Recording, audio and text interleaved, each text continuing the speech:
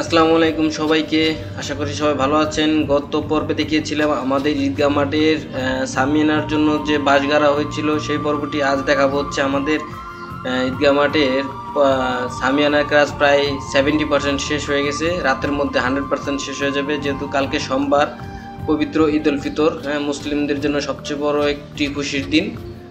তো এ হচ্ছে আমাদের ঈদগাহ মাঠের সম্পূর্ণ কাজ শেষ হয়ে গেছে এবং সবাই কালকে চলে আসবেন যথারীতি সময়ে। এবং আগামীকাল সকাল 8টা বাজে প্রথম জামাত রাখা হয়েছে এবং দ্বিতীয় জামাত রাখা হয়েছে সকাল 9টায়।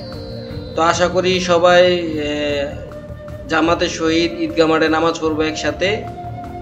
এই নিয়ে রাখছি। আর সবাই ভালো থাকবেন। সবাইকে অগ্রিম এবং ঈদের শুভেচ্ছা জানিয়ে আসসালামু আলাইকুম।